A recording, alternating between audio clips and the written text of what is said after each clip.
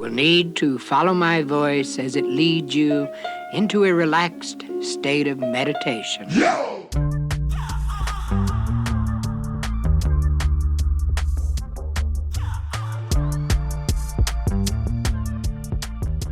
Welcome back to the Hobby Grow podcast. I'm your host, Ben Owens, hobby grower and ghostwriter for the cannabis industry. Each week, we'll dive into my network of growers, hash makers, breeders, and mentors around the world to give you insight into their journeys, as well as give you information you can use to grow better weed and make better hash at home. Hit subscribe, roll something up, and let's get into it. This episode, we are joined by home grower Alex C. Alex got started growing like many of us using salts. As he worked alongside others at licensed grows and interacted with the other growers at the hydro shop, he learned more about ways to dial in his approach, and now he's experimenting with organics, compost teas, and microbes to chase better flavor and a more dialed-in routine. I asked Alex to join me today to talk about his path as a hobby grower, moving from salts to organics and why he switched, how microbes impact plant health and resilience, the baby seed issue showing up in his recent cycles, as well as his advice to other growers. Yo, man. Hey, Ben. Can you hear me? Yes, sir. How's it going? It's going good. How are you? I am good. What's going on, man? So, not too much, just normal stuff, working, and then tending to my home grow, of course. Yeah. That's always fun. I'm trying to think the last time we spoke, it's been a little bit. What are you up to in the grow? Have you changed things? Have you got anything new going on, or still rocking the... So yeah, I think the last time we spoke, I was probably still doing salts of some sort. I was either running HGV or a mixture of like HGV and New Mill. One of the two, maybe Canna as a base. But now I've recently started and switched my grow over to organic. Nice. And I've been following this guy, Organic East Gardener, on Instagram. Okay. So I looked through his product, always looks really good. So I was interested, like maybe he has a good little setup. He has used this hashtag OEG method. So I dug a little deeper. There's a few YouTube videos, not to promote or anything, but I got his base recipe from that. Okay. And it's just like a pro mix peat base with worm castings and then some dry mimics. Nice. And there's a veg mix and a bloom mix, and it should be all the way from veg to harvest, water only with your choice of microbes if you like to do that, which I think are super beneficial. Yeah, I'm a big fan of microbes, letting the microbes work for you. Yeah, what prompted that change? Just kind of curiosity. I wanted to see, does organics have effects on flavor and terpene profile and other things like that, as opposed to my regular salt regimen? Because, working in the grow shop for a few years, you have a lot of people come in saying, oh man, I got these cardboard terps, so on and so forth. And you're trying to dissect, okay, what's the commonality between all these people? What are they using? What are they doing? Trying to figure it out. And a lot of them are using salts, and I have nothing against salt growing. I've grown fantastic weed. I've smoked fantastic weed from it. I think there's definitely a place for it in the industry. Don't get me wrong. But as a home grower, I wasn't really growing for quantity anymore. I was more trying to grow what's the best weed that I can just consume for myself. So, and I also wanted to keep my expenses, and I was starting to get lazy. So I just wanted to see how much time can I save as well, just doing like a water only input.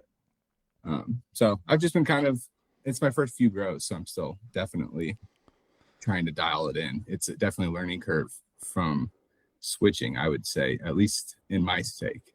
Yeah, I mean, and you sort of touched on it there, but we met like through the grow store and grow Instagram or whatever. But I imagine being at a grow store, you've also had a chance to see a lot of herb from both sides and a lot of the people that come in and discuss what they're up to.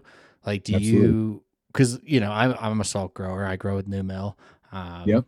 Love it. I've grown with Grow Dots. I've grown with Botanicare. I've grown with, Foop. I've grown with amendments, sort of been trying all the different things over my time, but I've settled on New Mill as my consistent Mm-hmm. path. Um, like like you said, you're not growing for quantity, and I was growing when I made the switch, or when I dabbled in trying to do an organics bed. It was largely because of the hash community. Um, Okay. did that have so that didn't really have any impact on you? It was more just looking for ways to kind of fine tune quality.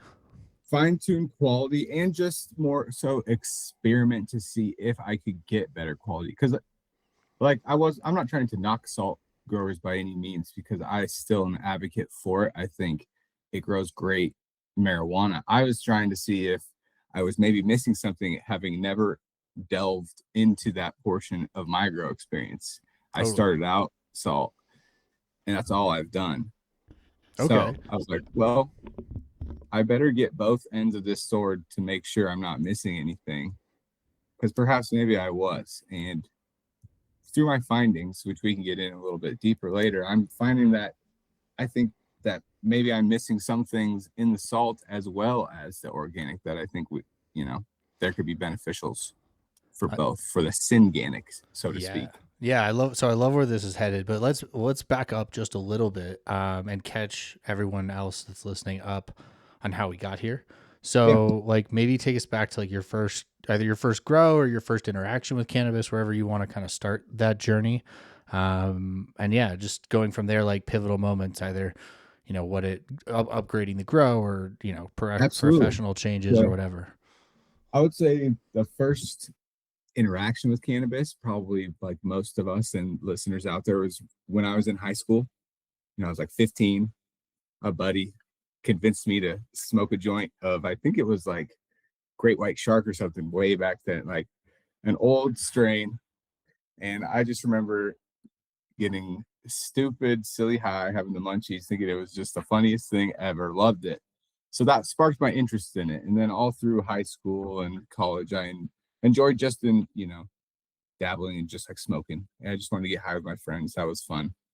And then sort of later in college, I found that, I really liked this thing, and it kind of helped me more so in a sense where, like, I started to kind of get some anxiety about, what's going to happen after college, what's my life looking like, so on and so forth. And I found that this, plant kind of eased my mind and stuff, a lot of that. So I more so started to look at it as a tool as opposed to just kind of this thing that I was using for fun, which you can still use for fun, but I developed a relationship with it that was a little bit more meaningful to myself, I would say. So from then, after college, I graduated in Nebraska, and it was still legal and still is legal there for the time being. So I figured I've never really experimented. I would make some occasional trips out to Colorado here and there, take the train, whatever it may be, and enjoy it. I have a friend that had a grow out there. So my first time seeing a grow was actually out in Aurora, Colorado. He had this black market grow. It was probably, let's see, a 10 lighter, you know, nothing crazy huge, but for me, I was just blown away. I've never seen anything like that. Not even a 1 lighter. To just see a 10 lighter right away, I was just like, holy shit, this is amazing. So much weed. I was like, holy, how do you even do any of this? Watching them mix up newts and not knowing exactly what was going on. I was just going through all these possibilities in my mind. So I was like, wow, I want to learn how to grow. Because, when you're just a consumer, you have to find somebody to get this stuff. You have to seek it out. And especially being from Nebraska, an illegal state, we don't have dispensaries, stuff like that. You had to do the old black market thing. You had to Gotta know go find a somebody. You had friend. to, yeah. So, excuse me. So I developed an interest where I was like, wow, I think this is something I maybe want to get into. And I didn't know exactly how I wanted to start that journey off. I didn't exactly think maybe like I could be the best grower of all time or anything like that. I just knew I wanted to get my foot into the industry in general. So it was legal in Oregon, and I had some family ties out in Oregon. So after college, I made the jump, no job or anything, just out to Oregon. Good for you. Maybe not the greatest move, but it What ended up was the working out. plan? Like, what did you graduate with, like, a degree in, if you don't mind my So asking? just a business administration degree, specialized in finance from UNL, University of Nebraska-Lincoln. Did an internship at Northwestern Mutual, slanging life insurance for a few months. Hated it. I was like, I think I don't want to do this ever again. I was like, maybe the business world isn't for me. So that's what kind of prompted my journey. I saved up money for a year bartending and stuff like that, and moved out there to Lake Oswego, which is just south of Portland. Okay. And no job, no nothing like that. Got a tiny little apartment and just scoured Craigslist and ZipRecruiter and Indeed, all of these job posting sites to find a job. I was looking mainly at the weed industry. You had to get a license for a lot of it. So that was the first thing I did while I was getting my license. I was applying. And then finally, there was a distribution company on, Craigslist that I applied to, called the Sweet Life Distribution Company. And they were looking just for a warehouse worker in their, just their warehouse, kind of being a picker and order maker. And it was a wholesale distribution company for cannabis. So I applied there. I got a job there. Ended up working my way up to receiving coordinator and quality control, which really, we worked with a bunch of farms across Oregon, and we would take their marijuana, we would wholesale or package it down into sellable pounds and partial pounds. And then we had a group of salespeople that would go out and sell these to the different dispensaries across Oregon. So I would be the one in charge of quality control. Unfortunately, I didn't really get to smoke it. I mean, we would get samples from them, but it would be just going through the buds and examining to see if there was powdery mildew, botrytis, bugs, anything that if the consumer market were to find there could be an issue, it would, QC'd. So that was it. And then from there, it would be packaged and put into metric, so it could be sold on the actual legal market. So that's how I kind of got my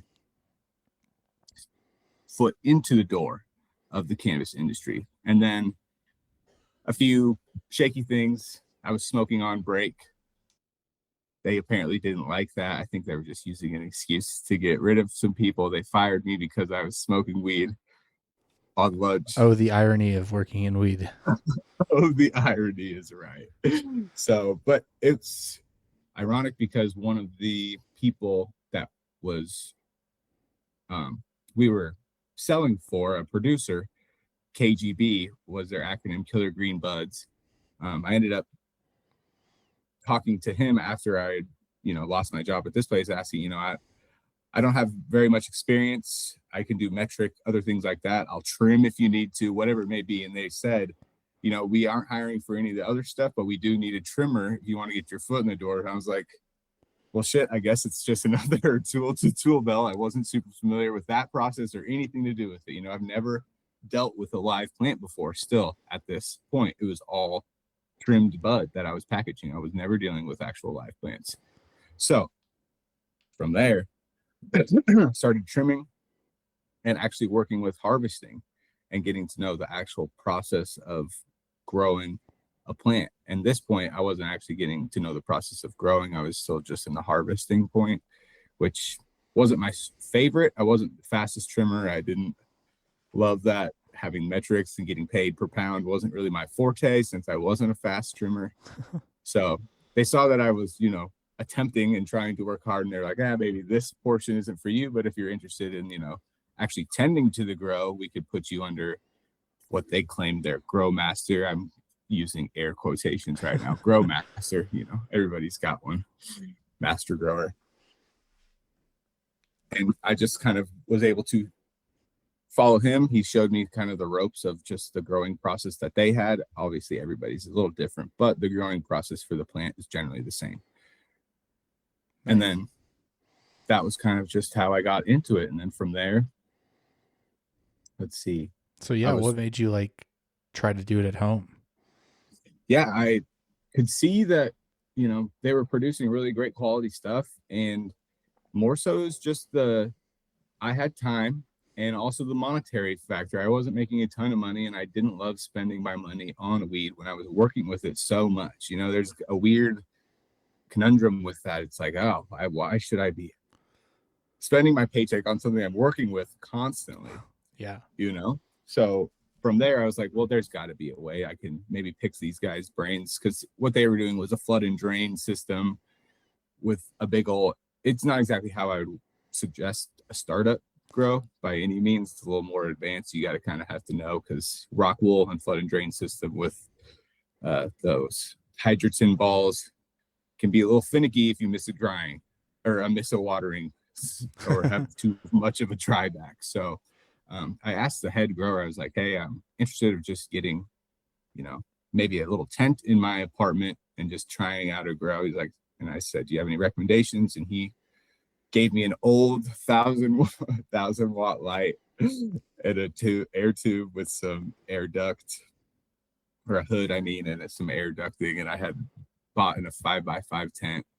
I had this super hot light in this 5x5 tent, and he gave me some, what was it? Ready Grow Air, cocoa, and some Fox Farm Ocean Forest, and he told me to mix them. And then he gave me some Heavy 16, and that was my first grow right there. That's the medium, and then Heavy 16 I used for the nutrients. And then from there, I've just been trying to dial it in. And did you get cuts from the grow, or? No, I actually popped a bag seed. Okay. So I had some orange. There's like an Agent Orange Mac from one of the dispensaries that I loved going to in Oregon. They had great weed out there. And I'd asked about, seeds. They wouldn't give me a cut. I asked them if they wouldn't. And I said I had some bag seeds, and they said, well, they gave me the old, what was it? Is it Chem Dog? What was the famous bag seed? They gave me that story. They're like, yeah, we the never Chem know. Dog. It could be, it could be just amazing. So I popped it. It turned out pretty good, but I didn't grow it well. And I've since learned that bag seeds are not maybe the go-to for these. I don't know. I mean, it's like bag seeds are something I wrestle with, because I generally I end up popping them. Not a high success rate, but it's that it's like getting a free bingo ticket. I love the what if factor with them, because there is always that chance that, you hit a holy grail. You just never know unless you try, right? Yeah. And it also, I feel it comes down to your risk tolerance, right? Like if it's your first grow, or if you only have one grow, then herm risks and things maybe you can't afford to take. But if you've got like 4 tents running, and you've got a side project tent, and you've got some more control over perhaps experimenting with a gamble. I don't know. I mean, like, we've got quite a few legendary genetics that all came from these bag seeds. That's very true. And often I find, if it's something I grew and, there should be no herms, everything should be, so-called kosher, I feel like if you do find one seed in that bud, that's just nature trying to preserve itself. Maybe you do take that chance, because that could be something really special there. Because there's times I think that's true. Yeah, I mean, I had a different grower tell me that they were talking about some buds they had, and that they had gotten a few seeds, and I was like, oh man, that's a bummer. Like, I'm sorry to hear that. And they're like, oh no, dude, I only had like 3 seeds from the whole crop. Like, I'm excited to plant these, from this generational kind of survival mentality of the plant. So I think, right on there. So again, like if your plant is full of seeds and has become a seeded plant, probably not seeds I would pop. But if you got 1 or 2 from that fire ass bag, full send it into a jar. Worst case, you kill it when you see it's a mutant or it doesn't pop. Yeah, I'm with you there. Actually, I'm all for just popping stuff just to see how they go. At least flower it once. And if you're like we talked about, if you're a home grower, generally you're not having too many plants where you can't keep an eye on it.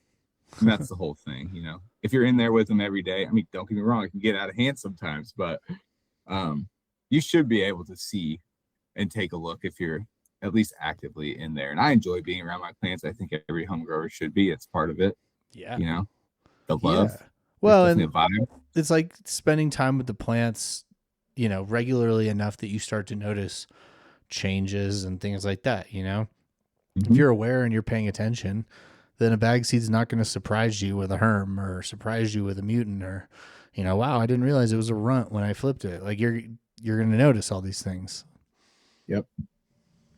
Now, you got to pay attention for those nanners that show up, but I know. And I've, not to get super off topic, but I've been dealing with this interesting thing lately. And I sent you a picture I think I sent you a picture. Was it on Instagram? Maybe not. If not, I will send you over one of these pinhead sized, almost looking like baby seeds in my dried bud. okay. But Oh yeah, I'm there's looking at that picture now. nothing I can account for it. I hand trim all of my stuff, so I would see, maybe something nannered. Maybe there was something hermed and happened to pollinate everything, but it's almost in every single bud, and they're just these tiny specks. And the That's so quality is weird. still great, but it's still there. And I'm And it was wondering through if the whole anybody's crop or it was just one plant? no, like there's some on every single plant, Huh.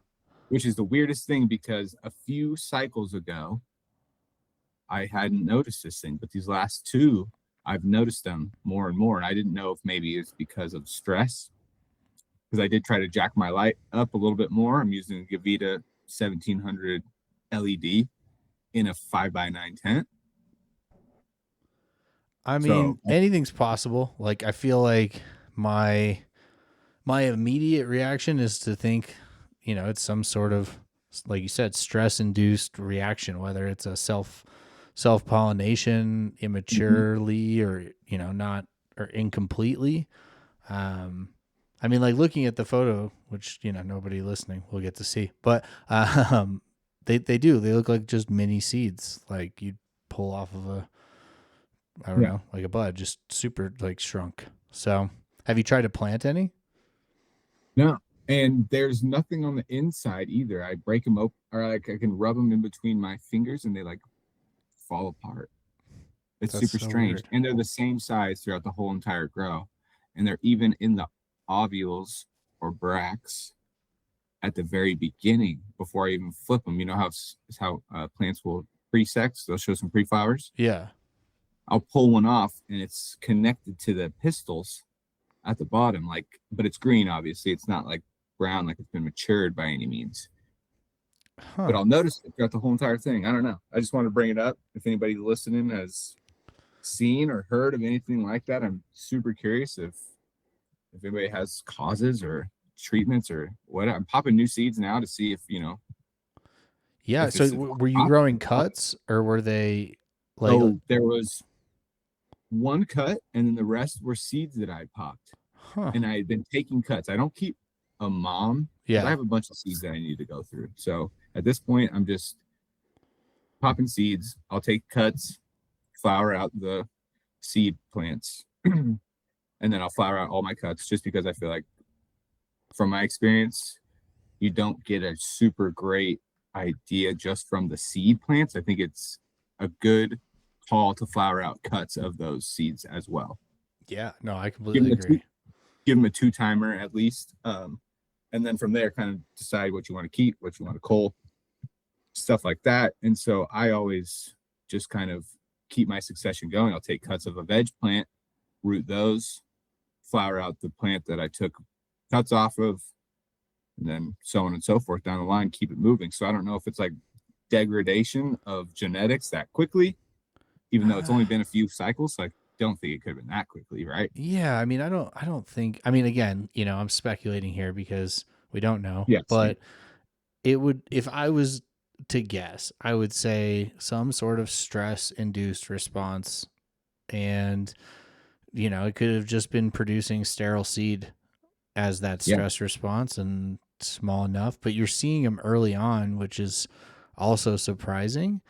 Mhm. But I don't know. I mean, like odds of you having 4 plants that were all sexually unstable are higher than they probably should be in this industry. Mhm.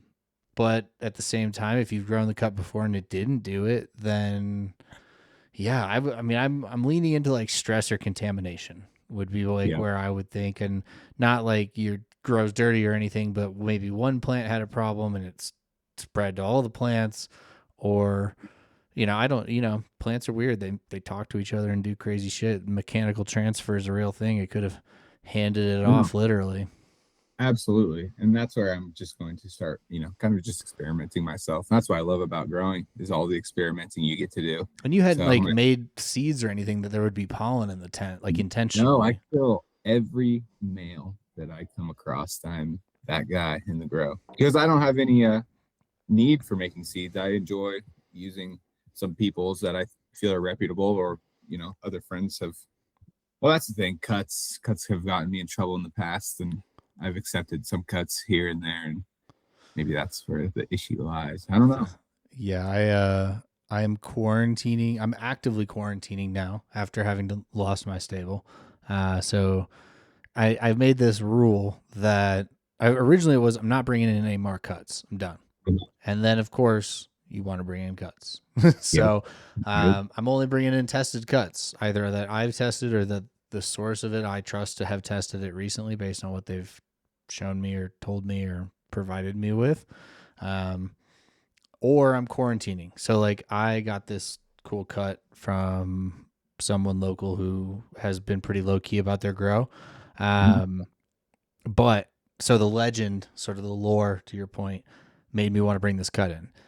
But I didn't know if it was clean. So it's been sitting and to your other point, I run out of space as a grower because my quarantine tent is currently my seed making tent.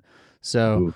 yeah. So was like, now what do I do? So I have an open tent frame with an open veg quarantine going on in a totally separate room of the house. But yeah, I feel the pain of, bringing in cuts and not wanting to contaminate the rest of the grow. I lost 22 cuts because of that. So Oh, that's rough. it's And painful. that's why I'm a huge seed advocate and why I think most seeds are superior. I mean, take that with a grain of salt. Not all seeds, but when created correctly, I think are superior to cuts. There's still like you said, the lore about some of these great cuts. Like, would I love to get a cut of like Triangle Kush or something? Absolutely. But at what cost too, Well, and there's also, I talk about this regularly with my buddy Shanty. There's only so many cuts you can keep around. And so when you start to have, I joke that like you can buy seeds like a hoarder and your vault's going to keep growing. But if you buy clones like a hoarder, you're going to have problems because, That's a keeping all those cuts around becomes a challenge. It becomes very, logistically part of your process. very good point because, yeah, unless you have a tissue culture or some sort of lab where you can keep this stuff, which is, I mean, I think it's becoming more accessible, but to a home grower, it's not very accessible unless you have the time or the resources for that. Yeah. I would say, yeah, that's would be a lot to handle. And yeah, because we don't have a bunch of space to grow all these cuts. And I would keep a cut or two, but then find out maybe it's not exactly what I want to grow. And I'm all for what do I want to grow these days? What sounds good to me? I'm a huge gas person. So I'm like anything gas sounds great. Okay. Yeah. No, I get that too. I mean, it's, and the flip side is being home growers, like sharing cuts as much risks as there are inherent to that. If you have a network of clean growers that having a backup, like my buddy had my cut from when I first got it, and I didn't even remember that I had given it to him that early on. And so when I had to lose my whole stable, I brought his cut back because it was clean. He had the original clean version. So backups are nice on that front, I will say. Yeah, that's super clutch. Unfortunately, in the times that I have needed a backup, they have helped. But sometimes when you don't have the capacity nor the resources, say you're in an illegal state, something like that, you kind of got to do it, so to speak, all by yourself. So I've learned, you can keep some things in the fridge for a while. They'll keep. It's going to be a lot harder to get them probably to root and stuff. But yeah, that network, if you can really get one, that's super awesome. And definitely hold on to that and make sure everybody is still using clean practices, of course, because that's the most important thing. You think you got a buddy that's following things to a T, and then lo and behold, you pick up a little something. I've had some experience with that myself. Unfortunately, a good friend who I respect greatly as a grower and does things generally by the book. Sometimes things get away from somebody, unfortunately, or they don't catch it. And yeah, I mean, chain of custody is a big thing too. Like if you're just going to their grow and picking it up or whatever, then you're eliminating that risk. But there's so many places things can hide. Like one of the things, and what do we deal with, right? Like Roots 707 is one of my preferred grow mediums that I mix in, and like inevitably there's the fungus gnat concern, and they know it, and everybody knows it, and every grow store will tell you that you're going to get fungus gnats potentially. Fungus gnats aren't the end of the world. You can kill them pretty easily. You can treat for it and be done with that early on. And so like maybe they had dormant larvae in their soil that they're giving you or what have you. And I can expect that, but there's certain things that are, harder to get rid of, things that require a little bit more of a Duke Nukem approach.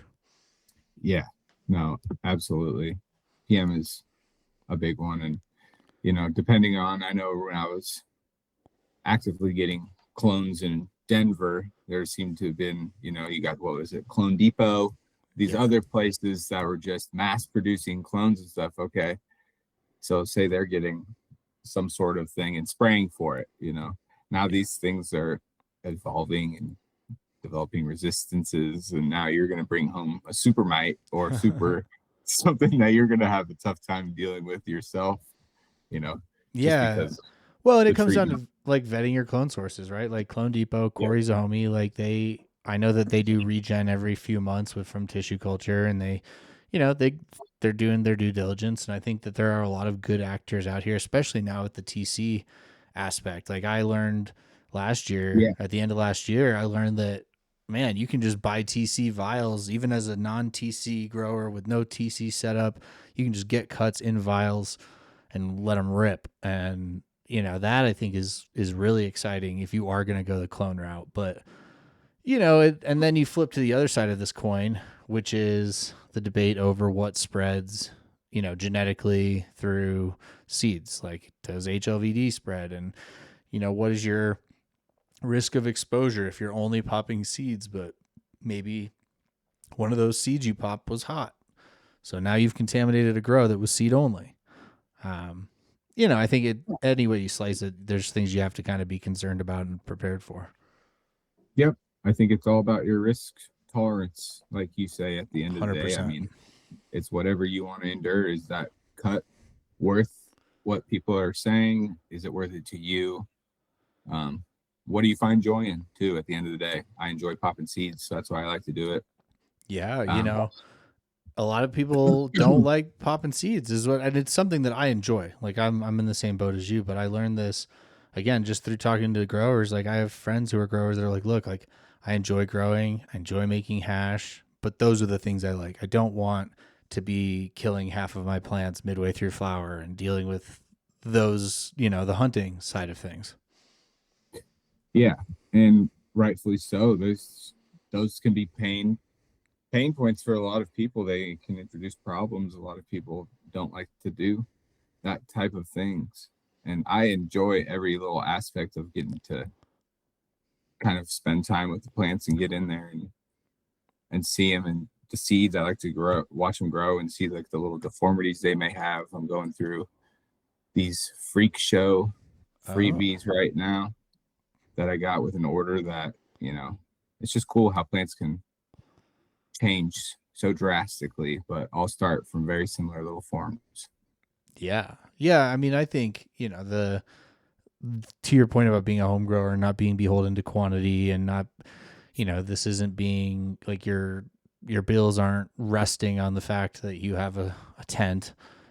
You have some of the freedom to do things like grow weed that either has never been grown commercially or that would never be grown commercially because it would never be viable, and seeds are a great thing to explore when you've got nothing but space and time and passion.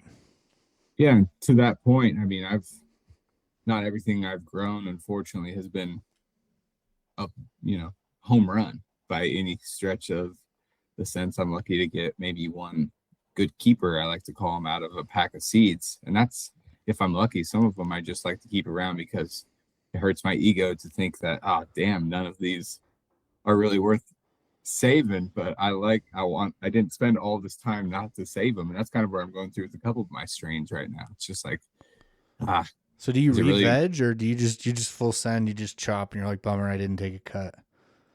I try to veg out as much as I can to take one cut before I flip. And But then- after flip, you're not gonna throw it in reverse. Nope. I've never done the re-veg. I've had some buddies do it. I've had somebody tell me that they could to try to like sex a plant earlier too, that you can take a cut of a veg plant and then just throw that cut into flower. 12-12. And I tried it, didn't work for me. So I don't know if that's how it works, but no, never re-veg. That's why I try to take cuts. And if I lost something or was about to lose something that I absolutely loved, it was, week 8, I would try it. I don't know how much success. Have you ever had to re-veg or? So I have re-vegged. It's a slow process. I say from my experience in my setup, it's a slow process. I'm not running, like I'm in a home grow. I don't have a heater running. I don't have an AC running specific to the grow. So on a good day, my grow is fluctuating between 70 and 80 degrees as sort of the range, and that's fine. But I know that 80 plus, I'm going to get more vegetative growth. I'm going to have, with the right humidity and some of these other things that I'm not fully in control of in the way you would be in a dialed in facility. But with all of that said, re-vegging is slow, generally speaking. And then you add in the variable of colder temps, not as ideal humidity, some of these other factors, and it's a shared space and it's not a dedicated whatever. And you're also forcing the plant to go backwards. So to the point, I have done it.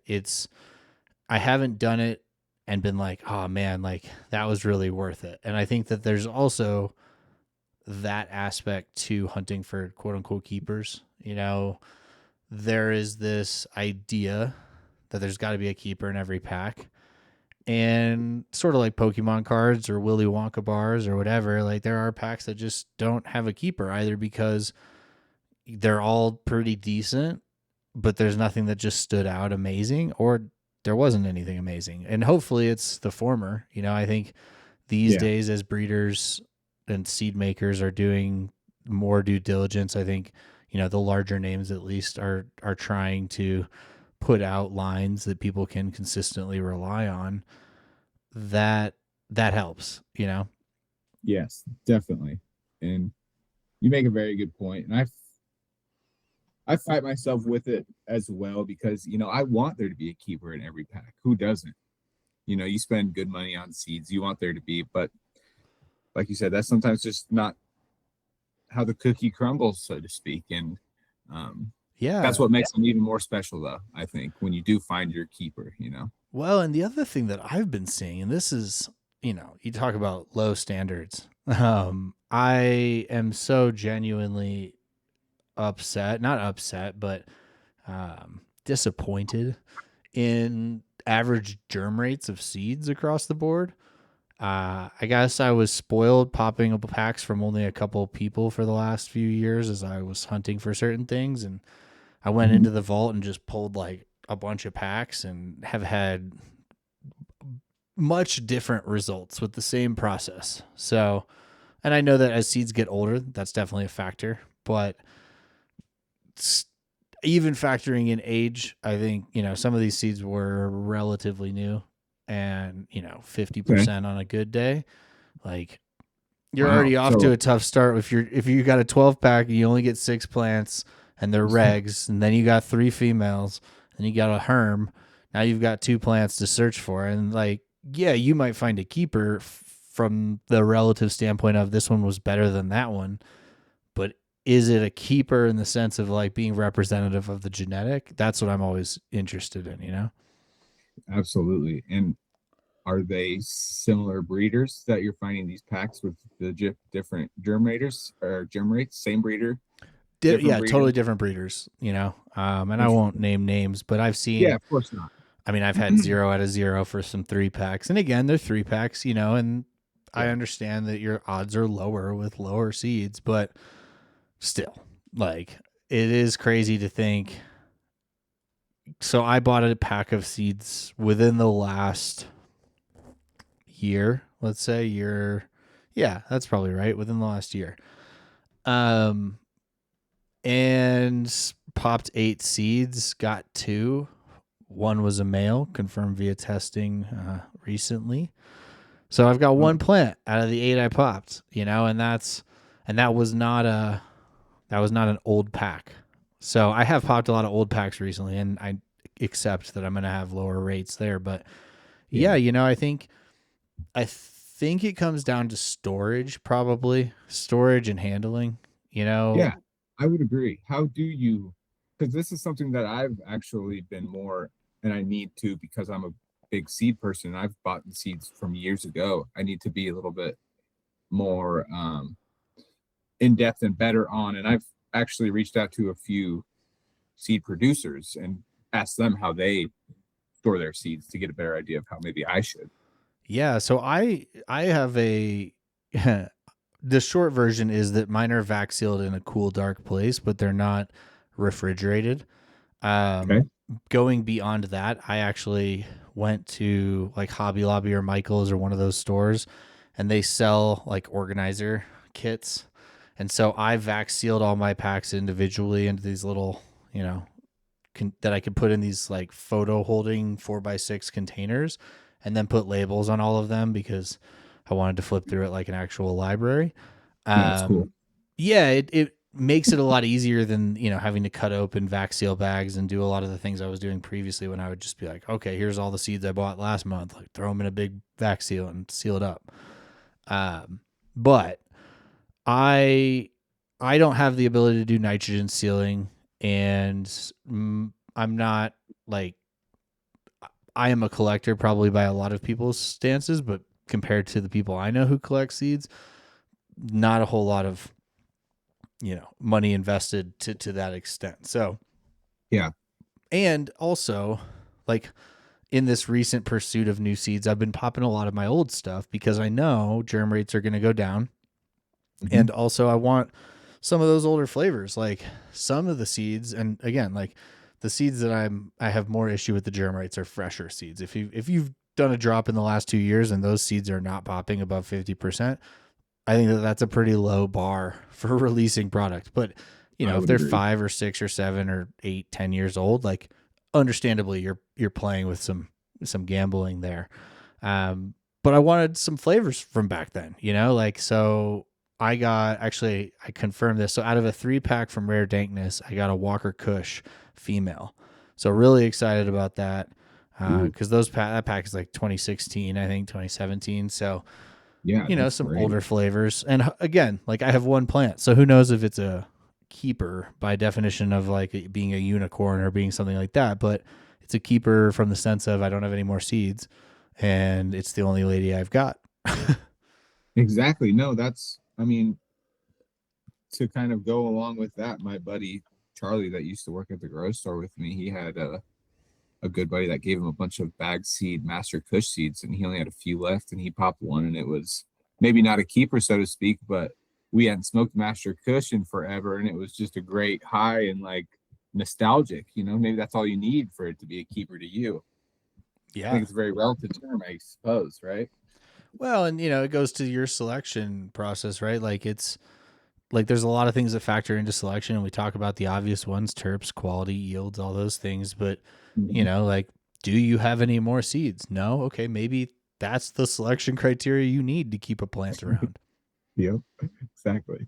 So, so we sort of definitely took a hard turn, and it was a fascinating little detour. But going back to your starting with an HPS and getting your first growg up and running, Yep. how did you kind of advance from there, or like what brought you from Oregon to Denver? So from Oregon to Denver, it was mostly a love life type of thing. We're not going to get too detailed into that, but yeah, no, my girlfriend at the time wasn't super stoked about living in Oregon and wanted to move closer to home, which was closer to home being Nebraska. So we settled on Colorado because I wanted to stay in the industry. So that's what brought me out to Colorado, actually. And then from there, I was like, well, I just was kind of getting started in the weed industry. I wanted to see, what else could I get into, but I didn't really love the growing commercially portion the of it. labor. I got that aspect. I'm good with that. I was like, I know enough to grow at least a little bit on my own where I don't need to work in a grow. So I was like, well, what can I do? Well, to get cheaper, honestly, it was to get cheaper nutrients and dirt to start off with. Yeah. So I applied. I didn't have a job moving here again. So I applied at Way to Grow and got a job at the North location just as a sales rep. And so that's where I really started to learn, a ton about the different products, not only nutrients, but mediums, the lights, all of the different accessories, and that type of stuff. So it kind of just opened my eyes to, wow, I wasn't really getting the big picture. I was getting more of just, a very narrow view of how one person grows. There's so many different ways and things to get to the same, and maybe not the same result, but no, I mean, I think it's a great point. You want. Like you said, like you can have a great mentor and learn a ton under them, but you've only seen that particular method employed, like if you like, and I also say this is a common thread among a lot of the growers that I've spoken with over the years, like those that improve, I think at a faster rate, spend a lot of time consciously around other growers. And that often happens at a grow store, just listening to and seeing what people are buying, what they're telling you they're buying it for, why they made the decision. That osmosis that you get, half the time you aren't even in the conversations too when you're at the grocery store. You just hear the manager or whoever just talking to somebody about something. You're like, oh shit, I didn't even think about that. Or, oh, we got a new shipment of such and such in, push this because it helps. Like, what is this? Yeah, it's like, okay. So, and then you start getting the free samples from the reps, which never hurt. And then you can start incorporating that into your own grow little by little. And that's really how I got huge on microbes, Okay. When I first was the rep, I asked, what's the best newts I should be using? Because I was just going to do salts. And I was using heavy 16. That's what they told me to use in Oregon. And Jose, he's the manager at the North store. He laughed. He was like, dude, don't use heavy 16. And I was like, okay, not to hate on heavy 16. Heavy 16 is a great product, but he was like, dude, just use something super simple. He's like, Canna, A and B, which for me starting out, it was a perfect recipe. It's the same A and B throughout the whole entire equal parts throughout the whole entire. I mean, it's really hard to get too much more difficult than that. It's super basic. So I love that. And then he's like, just add the boost. They have that boost product, and just trial with that for your first grow. Don't try to go too crazy on anything and experiment too much. Just get a baseline pretty much. And I think that's a great idea for any home grower to start off with is if you have just starting off, like go to the grocery store or whatever, get a base set of nutrients and just look at the back of the bottle and just follow the directions and just try to keep it as simple as possible the first time, then deviate from there once you have a good grasp, because once you start adding different shit and different bloom boosters and whatever it may be, you don't know what's working when for you. At least I didn't, especially if you're new to it. It takes time to kind of get, okay, I'll add this now. And that's when it's going to help the plant the most, so this kind of thing. So that's what I did. I started off with Canna. Okay, yeah.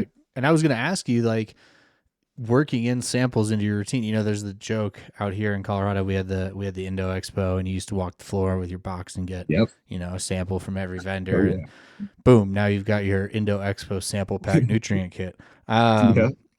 But the problem with that was you didn't know like what was happening. Like, oh, I'm feeding Moab or whatever, super concentrated sample pack that I've been handed. And what is that doing?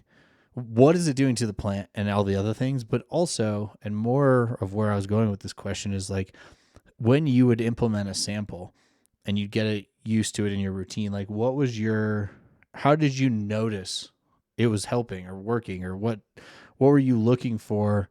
When you brought microbes into the grow, did you see a just generally happier, healthier plants? Like what were those indicators? Like, oh, this sample worked really well for me. I saw blank, blank, blank results. Yeah. So like initially, I didn't use any microbes or anything like that. And the only samples I generally took when working at the grow, I mean, we would take some bloom boosters and stuff like that, but what would I actually apply to my grow would be like the microbes and stuff that I thought would really enhance it in a different aspect. I wasn't really looking for more weight, so to speak. So for a baseline for myself is I ran Canna A and B just at like, I think it was 10 to 12 mils per gallon throughout the whole life cycle. I did PK, I think it's like 3 and 4 or something like that, just 2 weeks. And then Canazyme and Boost from 3 through 8, something like that, and then flushed with just straight pH water for the last 7-10 days, however long it needed to finish out. And it got really good results. Everything looked good, but you look on like line and you see pictures and you're like, wow, that shit is just super frosty, or it's like super sticky. It just looks super sticky, and you could see it. And like being in Colorado, you're very aware of like the Colorado crunch and other things like that. It's easy to get dry out there, and that's probably because of my own doing. So everything looked great, but it felt like it didn't have that like wow factor that I was seeing on Instagram and like in other people's buds. I don't know how exactly to describe it, but it just didn't look as, yeah, like there was just not that ambiance to it. It didn't like have that awesome shine that you could just see like, oh shit, that's glistening. Yeah. And then and that's just like the end product. Like during the grow, my plants looked great. They were healthy, so to speak. I'd get some yellow leaves here and there. I would maybe get a little bit nitrogen deficiency towards the middle of flower, which I was kind of always weirded out about. So then I figured, okay, I don't know how this could get any better. Everything looked great. And then I incorporated I think the first stuff I used was Tribus or Continuum from Impello. Not to name drop, there's just a good microbe that I had come across today. You can spill all your tech. Yeah, they were great. And another one was Organitech from Chris Guano. He was the rep. He's a funny guy. If you ever get to chance to meet him, he's a cool dude. But these things will get your plants, I swear, one watering, and they're just praying, and that was kind of like my telltale sign, as if I knew our plants were happy as they'd be praying. I think that's a great way to look. The stalks are green. They're praying. I don't know about the green and red stalk thing. I don't know if you have anything to add as a little tangent in there. I think that red stalks are natural to some plants, but I think they also indicate some stress depending on the plant. Some are just naturally red for sure. Yeah. But I've done personally had, plants that have had green stalks, and then I've happened to stress them out or definitely do something and they start to get streaking and other things like that. So I just noticed my plants reacting a lot better to any stress with my microbes, and definitely the nutrient availability. It felt like it was just growing better when I had introduced microbes. The plant was greener. It was eating even a little bit better, I would say, just photosynthesizing better. Were you using like different microbes and trying different microbes out, or like once you found a microbial product that worked well for you?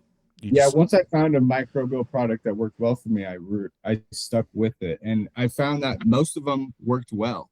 Okay. And so I would just cycle. Here's the thing, like Mammoth P worked well, but it was like mainly for phosphorus, to kind of like, what am I trying to say here? It makes the phosphorus more bioavailable. So it would help with like bulking and stuff like that. But then you get an overall microbe that has different microbes in it. Continuum is a really good one. Organitech is a really good one. I started experimenting with this lactobacillus. Yeah. That's really good as well. I think multiple microbes have a place instead of just singular ones and stuff like that. So any ones that have like a nice grouping of microbes, I don't know the specific names specifically, but like I said, Continuum was great. Yeah. Full Crop has a microbe inoculant. That's a really good one. I like that is the lactobacillus I mentioned. It just seems like after you water those and for like the remaining few days, the plants really react well. And I only water them probably once a week for microbes.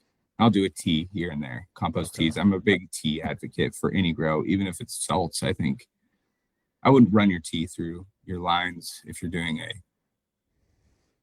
And by like tea, you just mean like compost tea. Okay, just a compost tea. Yep, just some like worm castings. If you have that readily available, there's this company Grease that makes like a compost brew that you can just put in a sock or something and brew it. Hey, and or then use some rosin bags. Use your press yes, bags. exactly. Do something like that. So I like that aspect. How really long like do you the brew like tea? Like if you were, as someone who doesn't do teas, like I'll throw like bacillus or something, recharge or TerraGrow, Yeah. or I'll throw a couple things here and there into the mix. But like, are you just brewing for like a day? Do you have like an air stone in there and you're brewing consistently all the time? Like, what's your? So my regimen is I brew every other week.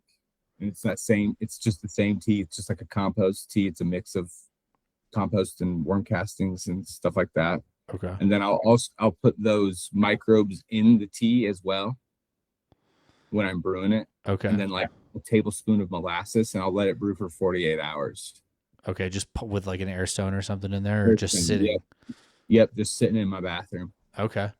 Nice. And you'll know it's good when it's really bubbling up. Okay. Like that means the microbes have been activated. That's bubbling is good.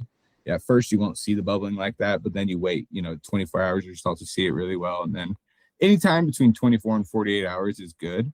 24 hours, I've noticed, I think has a little bit better effect in veg if you want to do a tea and veg. And 48 hours, I think, really evolves them and gets them like really active for flower. And I've noticed that really helps in flower.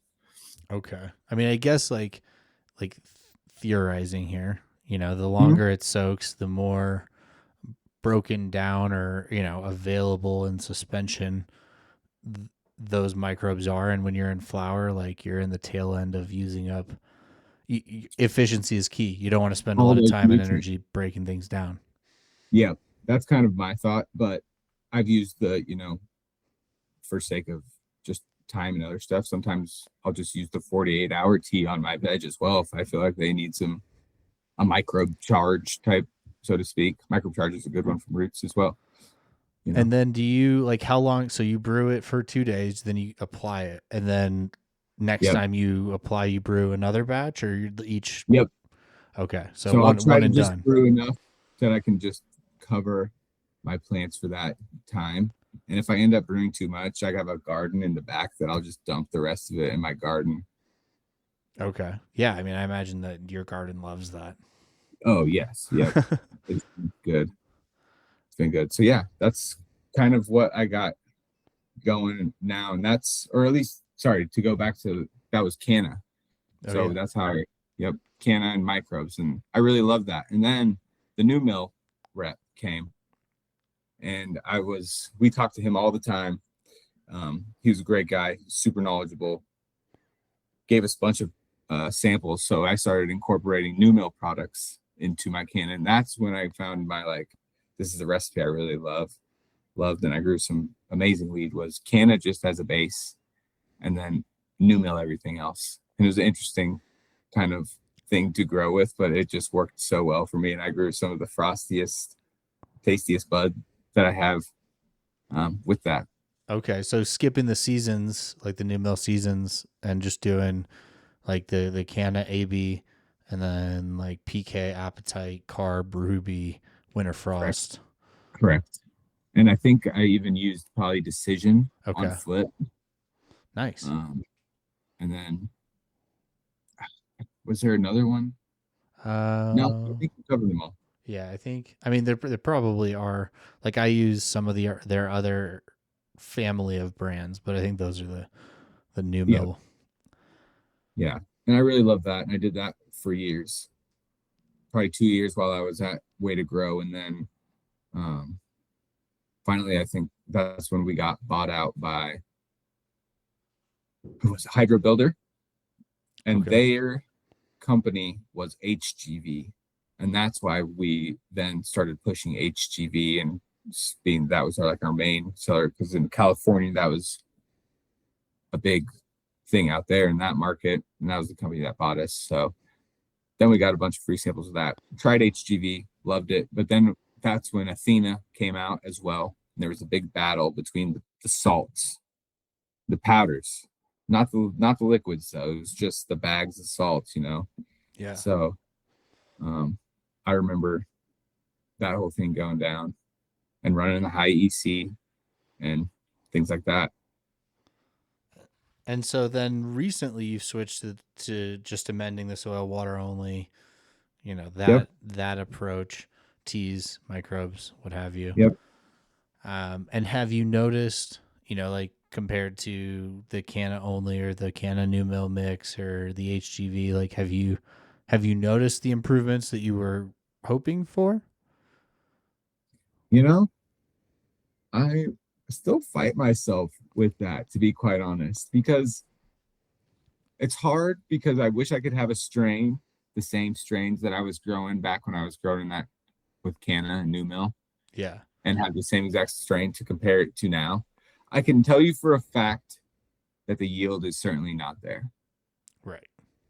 Yield is 1000% down, and that's the one complaint I do have. The taste has been great.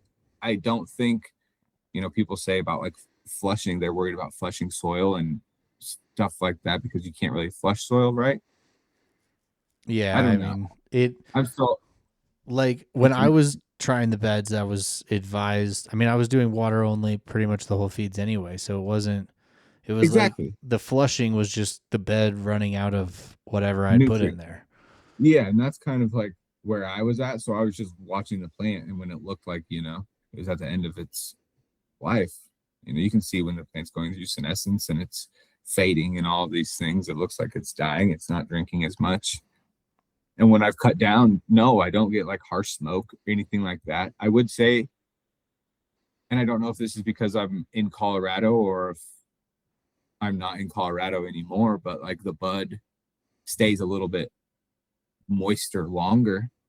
But I Interesting. think that's probably just being in Colorado and having been it dry out there, to be quite Yeah. honest. It wasn't a huge difference by any means. Nothing like Yeah, I that mean, made me think, oh God, this is because it wasn't crumbly even. That's just how you store it, but it could dry out depending over time, I feel. well, and you think about, I mean, if yield is down, buds are smaller, which probably means they're drying more uniformly, curing more uniformly, finding that equalized level of moisture in the jar or what have you, as opposed to big chunk or nugs that, Yeah. have a harder time getting moisture or retaining moisture, or they have a harder time letting go of it and ending up with bud rot. Yeah, no, that's actually a very valid point because that was the problem. I was getting bud rot in the bigger ones when I was running salts because they would get so big. And Yeah. this one I haven't, they're like, it's weird because these ones, the nugs are super tight, and I would worry if it was in my last grow, I'd be like, oh shit, there's probably definitely going to be some bud rot in there. But I break these ones open and they're very tight, but it's not, I don't have that problem. I don't know. I don't know if it's an organic thing either. I don't know if it's how the bud's stacking and forming. I mean, speaking to like the side by sides I grew, like, and it's something that I've explored because one is to your point, like you're not pushing the plants as hard as you can with salts when you're running, amended soil blends. Um, I'm sure that there are exceptions to the rule, but generally speaking, the plants seem to not be pushed as hard, and Yeah. so they're not packing on as much weight. They're a little bit airier. They're a little bit more spaced, and that just naturally allows for more airflow, better overall prevention of some of those botrytis and PM situations. Yeah. But at the same time, like I was growing in a bed, and I consistently was getting lower yields, and not just lower yields like as expected. I'm learning a new technique, but significantly noticeably lower yields, especially on the hash front. And then I'd Mhm. have these exceptional crops in between where randomly 4 of the plants in the bed would just throw down chonkers, and was like, okay, well, maybe it's genetics. Maybe it's a viroid, which I later found out some of the plants had. So I think that there's a lot of reasons why growing organics changes things for the grower, and to that point, I've found more success with synganics and sort of finding that blend of immediately available mineral nutrients and gradually available, organic inputs as sort of that happy medium. Yeah, I've actually, now that I've done a few runs with strictly organics and I've done this new recipe and I've had the experience with the old stuff, that's actually where I'm looking to go to next and experiment with Synganics personally. So I'm curious what organic inputs are you including in your new meal regimen that is making it organic? So I would say it was honestly more of a flip where I was incorporating new mill into my organic Oh, program. okay.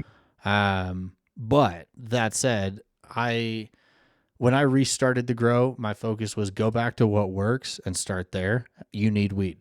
So Yeah. when I had to shut down the grow. So when I restarted, it was just new mill, 5-gallon smart pots, fucking send it, Yep. and got good wheat, and that's been good. But now each round since restarting, I'm allowing myself to play with a little bit more things, and introduce maybe worm castings or teas or more, bacillus or some of these other aspects. So like in the new mill, I'm doing a lot of the bacillus and the microbes and sort of that organic approach versus, putting in guanos or putting in bone meal or putting in blood meal Yeah. or some of those things. Whereas when I was in the bed, I would have my list of like all these down to earth Yep. amendments and build a That's soil amendments exactly. and things, and mix it all. But then throughout, I would feed silicium, which is a new mill family product. I'd feed silicium because it's a silica supplement, or I would feed winter frost at the end because it's a finisher, or I would Yeah. feed ruby as plants were looking like they maybe needed a little help with some fulvic acid. And so implementing it not consistently where it was like, okay, every feed is we're going to use ruby, and not in the same way, but sporadically, just sort of as little, little here and there, kind of like teas in a way, I guess. Yeah. No, I think that's very interesting. So is your medium, are you growing in cocoa? So yeah, so now I'm in a peat cocoa perlite blend in pots. Okay. I was in cocoa only in the bed when I set up the beds. I have yet to after shutting down and digging out 60 gallons of soil, I have yet to commit to a bed again. We'll see. We will see when that process happens. I have a friend who grows in his modified version of like super soil in containers, and that is attractive to me. I've thought about basically using the bed blend in containers, but What size containers? Because that's kind of that's what, the question. yeah.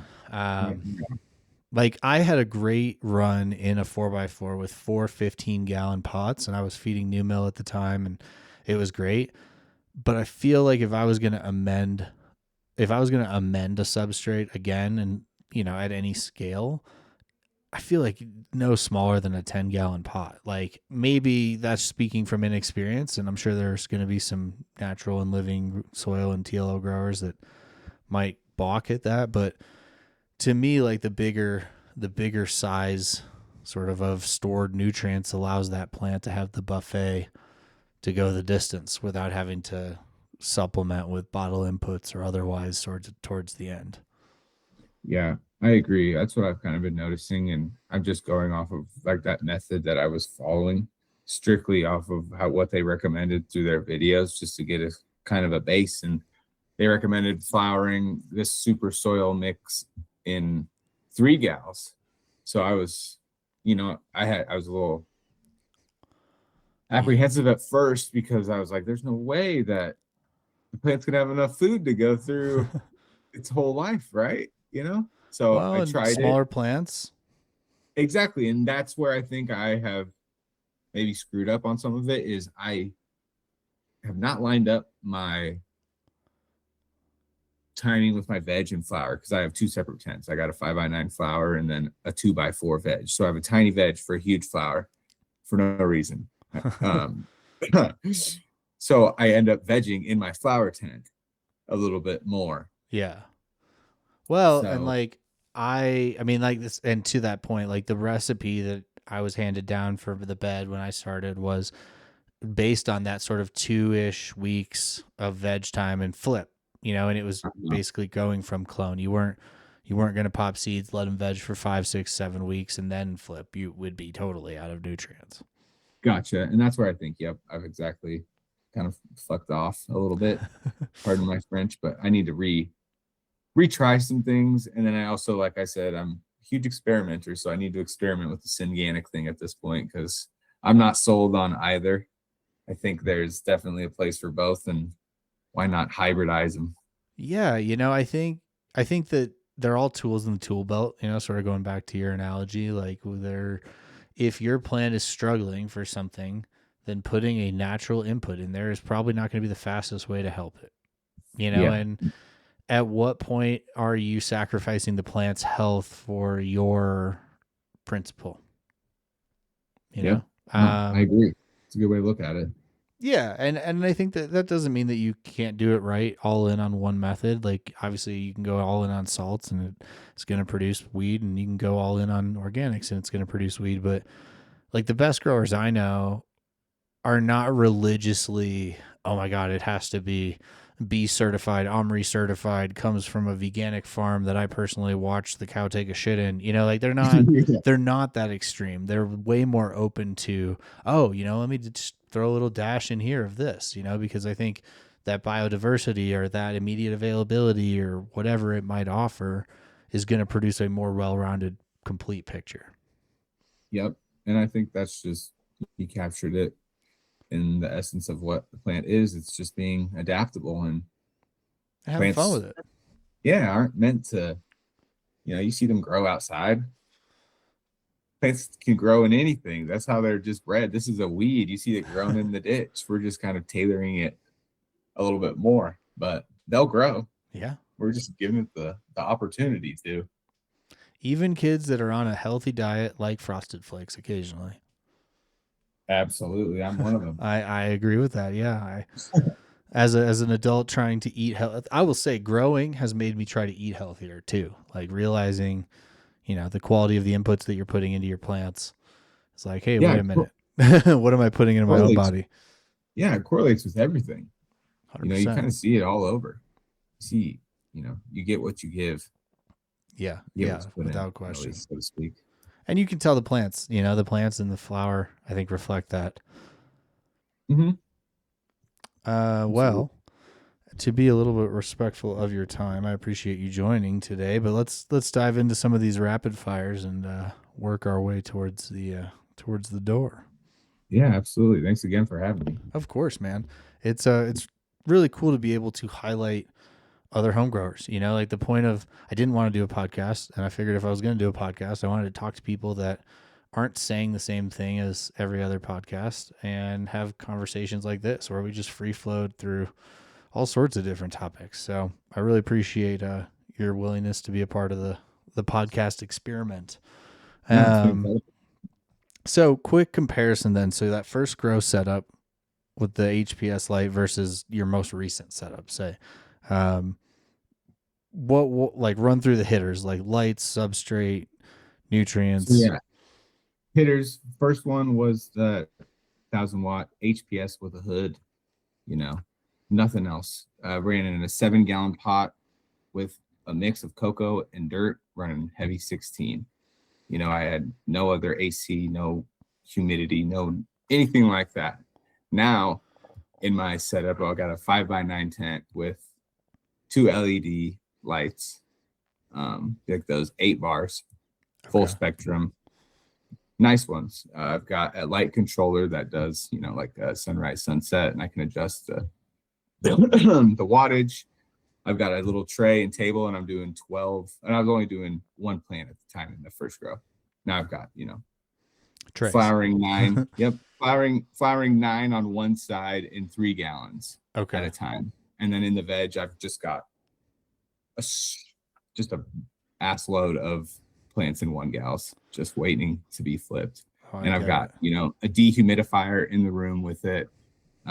AC, don't have its own AC. I could hook one up if I needed to, but my home AC has been doing well enough.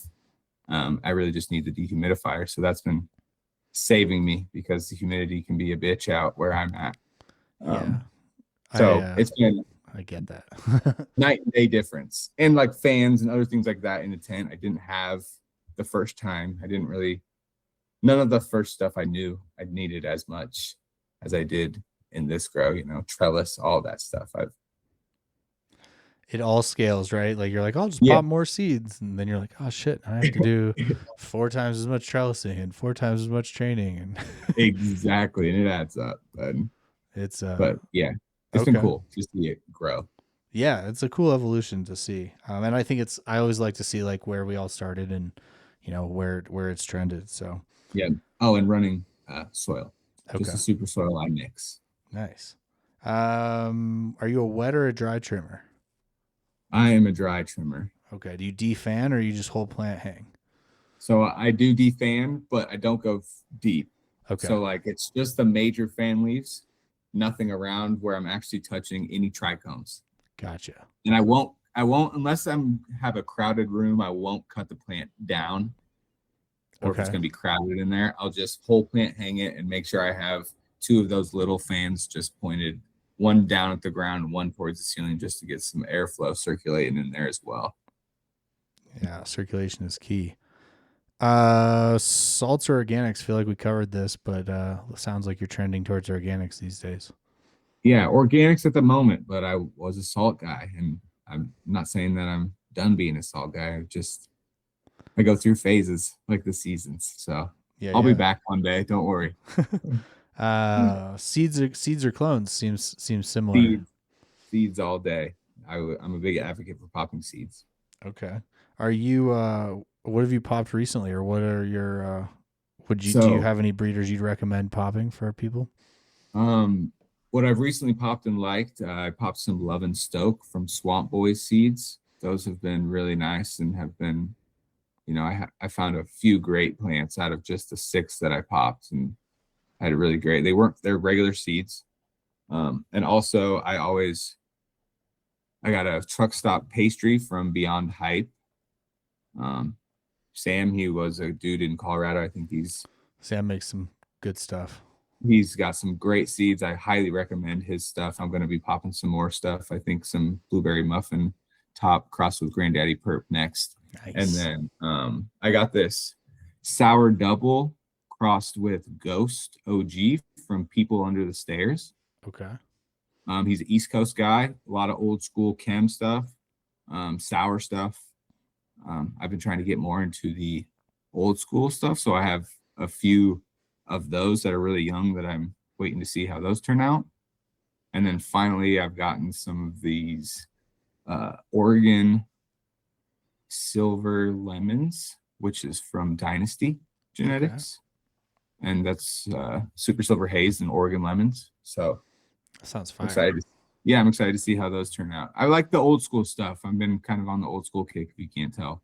Yeah. Well, and like we've sort of dabbled in, the market has a lot of the same flavors going on. So reaching into the stash and finding those old flavors is the different thing.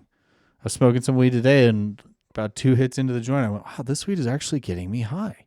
I know. I miss that stuff. I'm trying to chase that, high school.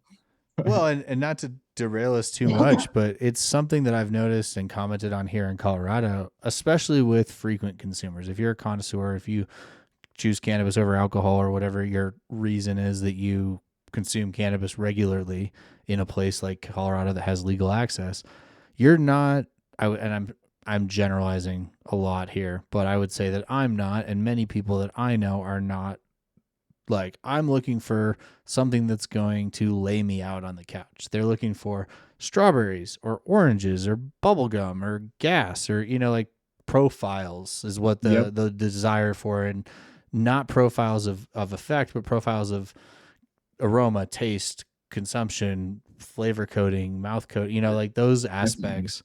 And in that pursuit, we've lost a lot of these heavy hitters that maybe didn't taste or smell or look great, but wrecked you like a train.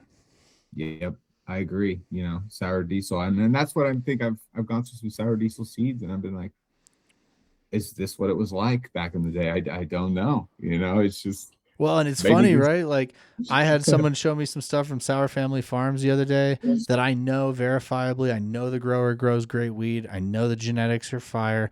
I looked at the weed and was like, maybe I'm just too used to like the hype shit from an appearance and smell standpoint. Because when you smoked it, again, like put your dick in the dirt, like Yep. hits you. But like that, looking at it in your hand, you're like, I don't know. Like, is this really Yeah. what we're all looking for nostalgically? Exactly. I find myself with it too. So I've Great got somebody weed, else to plate.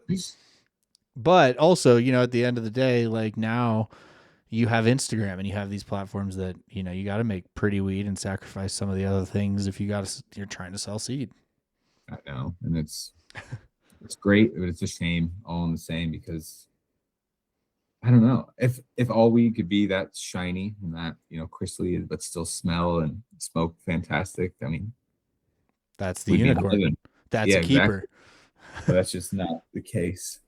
But it's cool. Okay. So on that note, like, do you have an epic cut that you would bring back, or like if you had the opportunity, if somebody was like, "Hey, you can have this," what would that cut be that you would bring in? Oh man,